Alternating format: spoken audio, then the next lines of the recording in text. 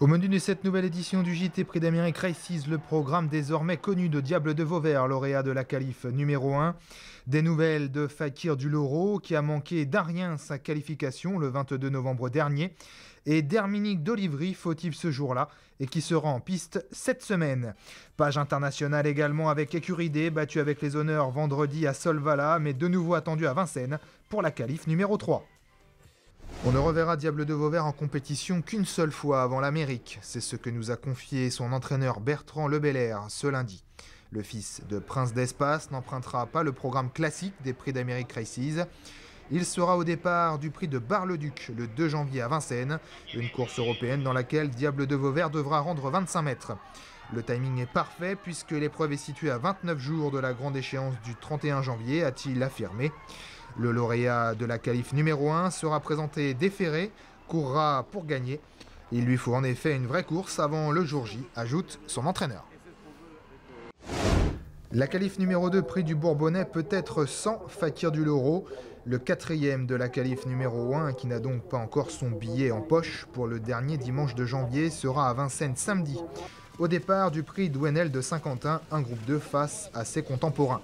Si le cheval est performant samedi et que la récupération est bonne, il pourrait recourir 8 jours plus tard dans la deuxième épreuve qualificative, nous a confié son entraîneur Michael Charuel.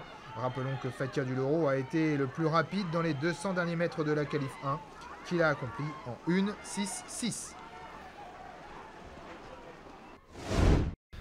Disqualifié pour son retour à la compétition dans la qualif numéro 1, Herminique d'Olivry sera bien là le 13 décembre dans la deuxième épreuve qualificative au Prix d'Amérique Legend Race. Mais avant cela, la fille de Scipion du Goutier sera revue en piste en fin de semaine.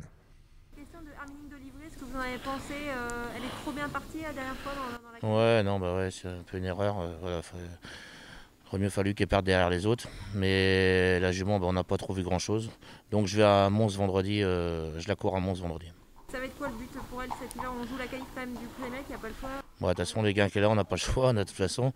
Voilà, on va essayer de jouer ça. Mais la jument est bien, je l'ai mieux que l'hiver dernier. Rappelons que pour participer au Prix d'Amérique Legend Race, il faut avoir gagné 13 000 € attelés depuis le 1er janvier. Il manque 700 € à Herminique d'Olivry pour remplir cette condition. Écuridé devrait revenir en France le 27 décembre prochain au départ de la qualif numéro 3 Critérium Continental. Battu de peu à l'issue d'une très belle lutte vendredi dernier à Solvala par Aetos Chronos qui l'a longtemps pisté, le pensionnaire de Freudeux amoureux n'a pas eu un parcours facile après un mano à mano avec Power dans les 500 premiers mètres de course, avant de trotter à son extérieur durant les 1200 derniers mètres. À ce petit jeu, c'est bien souvent celui qui a fait le moins d'efforts qui vient dominer tout le monde. Aetos Chronos en a profité, même si Écuridé n'a rien lâché. Comme ce dernier, Aetos Chronos, fils de Bold Eagle, devrait venir courir à la qualif numéro 3 le 27 décembre, nous a signalé son entraîneur Jerry Riordan.